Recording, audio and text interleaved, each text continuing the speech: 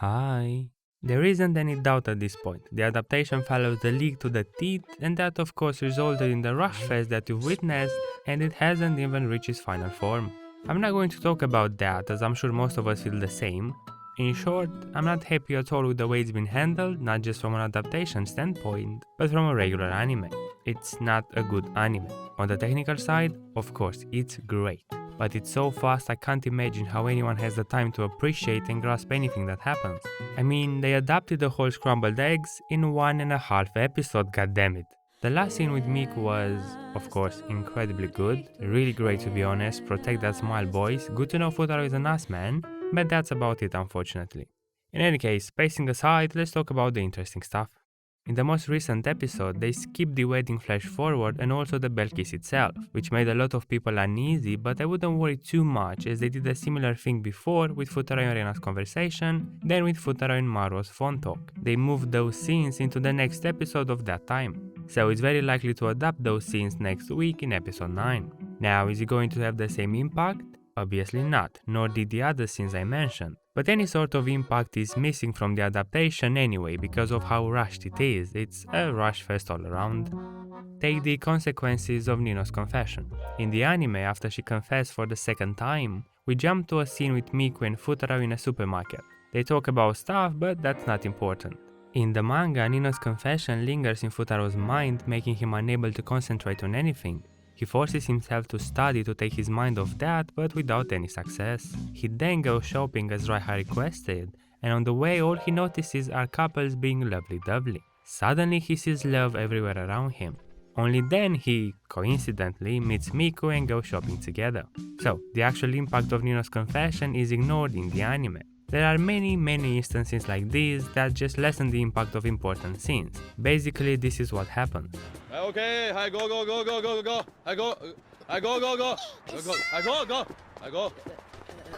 Initially, after I saw that they omitted Yotsuba's date back when the second season started, I thought the studio might want to skip or rearrange content strategically, leaving room for more possibilities. Maybe a harem ending, note that when I say harem I don't mean it like in High School DD, but more like Futaro not choosing anyone yet affirming he loves all of them. Maybe better build up for Yotsuba, and I'll talk more about that in a second, or why not, even the chance of a different bride.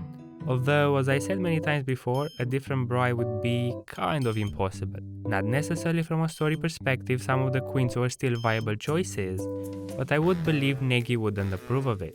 So really it comes down to his decision. And I hoped Negi would get involved with the adaptation and use the opportunity to polish certain things. Not achieving Isayama's level of involvement, but as other mangaka did in the past and are doing right now, polish his work. And in regards to that, a bit later in the video, I want to talk about a couple of things that are really important and will definitely change the way you view the story. At least it changed my view. But before that, as you probably noticed, Yotsuba is missing any sort of build-up in the adaptation. The bell kiss itself was not a deciding factor in Futaro's choice, and quite frankly, the kisser should have never been Yotsuba, but regardless is not part of any build-up for her. If they keep it the same or not, it doesn't really matter for Yotsuba. There are two more upcoming story points that are part of Yotsuba's build-up. One is obviously the Lolicano reveal from the end of chapter 86, and the other is the entire chapter 72, when Yotsuba says she'll fully support Futaro and later says to some classmates that there's not a chance she'd date Futaro. Now, Lolicano. In the latest episode, Yotsuba talked about how Ichika stole her friend during childhood, referring to Futaro in Kyoto. So, that should mean the Lolicano reveal will undeniably come, right? Technically yes, but actually it's Bibury we're talking about. Regardless, these two story points need to happen for Yotsuba to have some of that build-up. Otherwise, she would literally have nothing. Now, could the anime studio cover these parts alongside her date in a couple of OVAs, maybe a movie? Ideally, but does any of you have that much faith in the studio? Chapter 72 should come next episode. We'll see how much of it they're going to cover. If they leave Yotsuba's parts out, the last strand of hair would be the Lolicano reveal. If that's also left out, it will be an open ending, maybe masked as a harem ending. There would be no build-up left for Yotsuba whatsoever. That's the only route left, and I'm pretty sure they're going to link it to the upcoming visual novel, maybe not directly, but advertise it as such. Perhaps they'll even have a special announcement where the visual novel would come in. Try to think about this as a cash grab rather than the studio seeing the series as something special.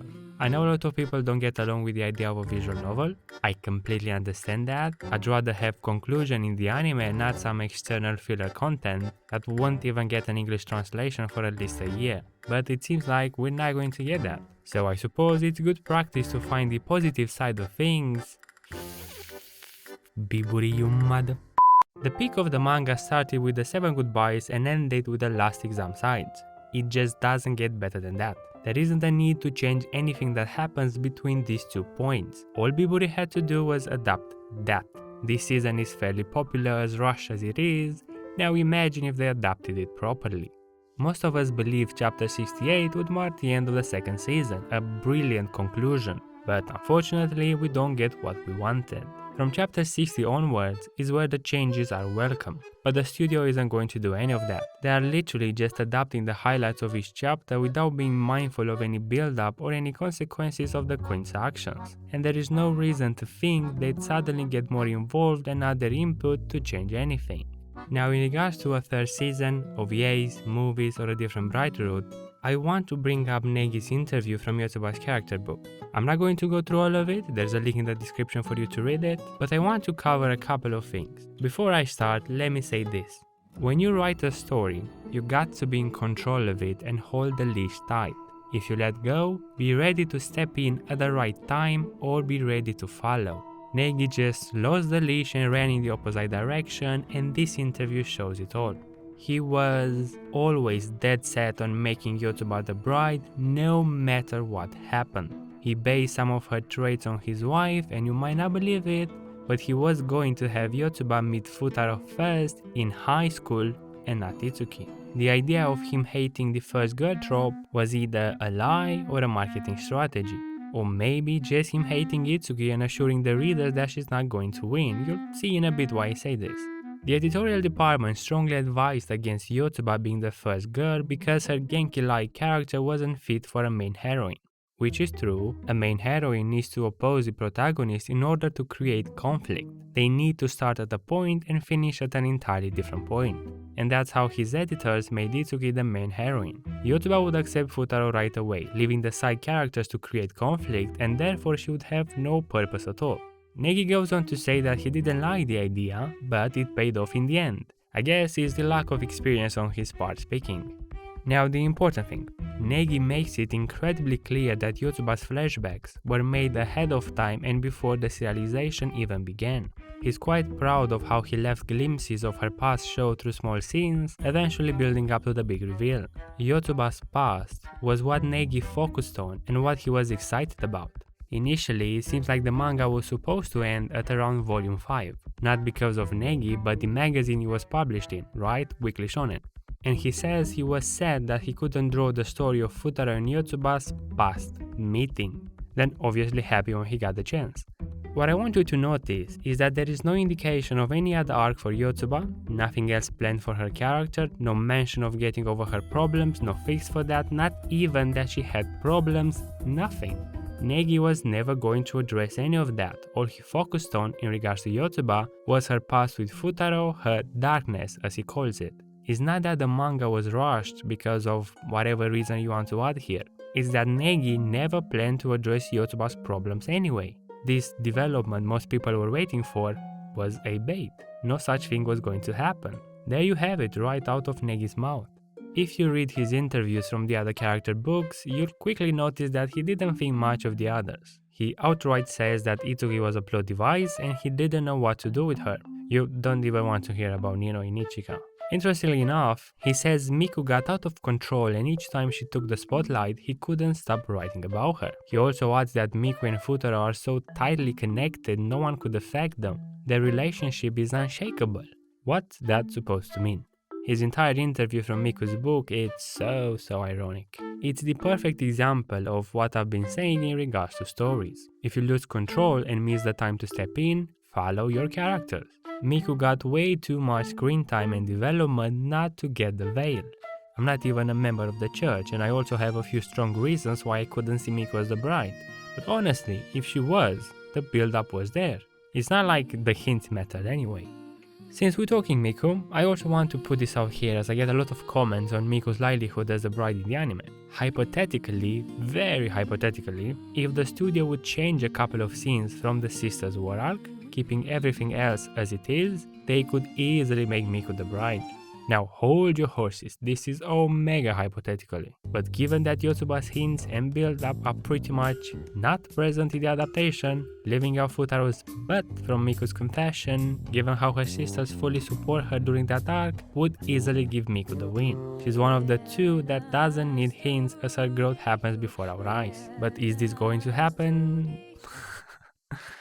There you have it, guys. It's not long before the season concludes and a lot of our questions will be answered, or not. Anyway, I'm working on a huge video about Yotsuba. I'll tackle some fascinating topics I'm sure you'll find interesting, and might even reshape your view on certain things. I also want to make one on Miku and Nino because I never really focused on them that much in my previous videos, and there are so many things I want to talk about in regards to them. Yeah, look forward to that, I guess. Sayonara.